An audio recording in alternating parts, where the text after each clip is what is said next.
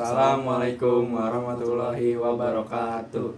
Hari ini kami akan menjelaskan tentang 10 konsep dasar geografi. Perkenalkan, nama saya Karya Prayuda. Nama saya Nazril Zulfadli. Kami dari kelas X8. Semoga penjelasan yang kami berikan bisa bermanfaat untuk kalian semua. Sebelum ke 10 konsep dasar geografi, sebenarnya apa sih geografi itu? Geografi menurut seminar para pakar geografi di Semarang, yaitu IGI atau Ikatan Geografi Indonesia, pada tahun 1988 adalah ilmu yang mempelajari persamaan dan perbedaan fenomena geosfer dari sudut pandang ke lingkungan atau kewilayahan dalam konteks keruangan.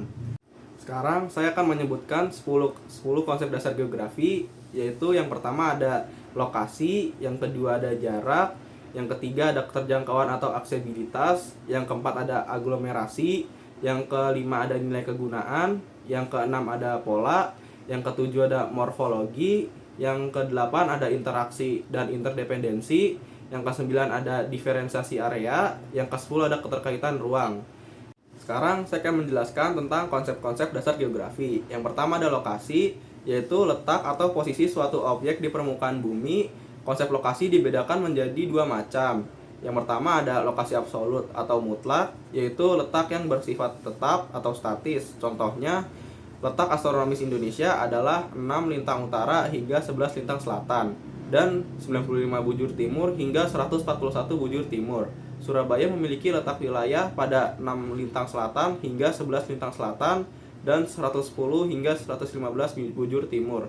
Yang kedua adalah lokasi relatif atau nisbi, yaitu letak yang berubah-ubah atau dinamis berdasarkan keadaan lingkungan sekitarnya. Contoh, Timor Timur dahulu adalah salah satu provinsi di Indonesia. Sekarang merupakan negara tetangga Indonesia dengan nama Timor Leste. Yang kedua ada jarak, yaitu ukuran di antara objek ke ruangan. Konsep jarak dibedakan menjadi dua macam. Yang pertama ada jarak mutlak atau absolut, yaitu ukuran geometris yang dinyatakan dalam satuan jarak. Contohnya, jarak Surabaya ke Malang adalah 102 km.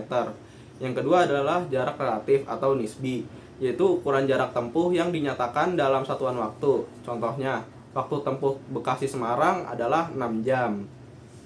Yang ketiga adalah keterjangkauan, yaitu hubungan antara objek ke ruangan atau wilayah berdasarkan sarana dan prasarana angkutan atau komunikasi. Hal ini menyebabkan mudah atau sulitnya untuk dijangkau atau aksesibilitas. Contohnya adalah pelabuhan di Rusia yang sulit diakses karena laut yang beku. Yang keempat adalah pola. Pola yaitu bentuk persebaran suatu fenomena geosfer di muka bumi. Contohnya adalah pola mata pencaharian.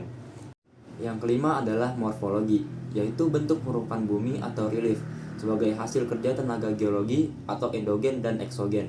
Contoh bentuk-bentuk relief muka bumi seperti pegunungan, lembah, lereng, dataran tinggi, dataran rendah, danau, sungai, rawa, dan lain-lain. Yang keenam adalah aglomerasi, yaitu kecenderungan mengelompoknya fenomena geosfer yang terkait dengan aktivitas manusia di suatu kawasan. Misalnya, aglomerasi industri, aglomerasi pemukiman kumuh, dan aglomerasi pemukiman elit. Yang ketujuh ada nilai guna. Nilai guna yaitu nilai guna atau manfaat suatu ruang atau lahan bagi kehidupan. Misalnya, laut. Bagi para nelayan, laut berfungsi sebagai sumber mata pencaharian utama mereka. Sedangkan bagi penduduk kota, laut berfungsi sebagai tempat wisata atau rekreasi. Yang kedelapan ada interaksi atau interdependensi. Interaksi adalah hubungan saling terkait antara objek satu dengan objek yang lainnya. Interdependensi adalah kondisi saling mempengaruhi dan saling ketergantungan antara kedua objek tersebut. Misalnya, interaksi antara penduduk desa dan kota. Masyarakat desa menjual hasil pertanian mereka kepada penduduk kota. Masyarakat kota menjual hasil industri seperti barang elektronik atau konveksi kepada masyarakat desa. Lama-kelamaan interaksi tersebut akan menimbulkan saling ketergantungan satu sama lain atau disebut interdependensi. Yang kesembilan ada diferensiasi area, yaitu perbedaan corak karakteristik antara wilayah. Setiap wilayah di permukaan bumi pasti memiliki ciri khas masing-masing. Misalnya, perbedaan antara kondisi di pedesaan dan di perkotaan. Yang kesepuluh ada keterkaitan ruangan atau ruang dalam geografi adalah wilayah di permukaan bumi, yaitu adanya keterkaitan persebaran suatu fenomena dengan fenomena lain di suatu tempat. Misalnya, di daerah pegunungan karena suhunya rendah, tumbuhan yang cocok adalah sayuran dan teh.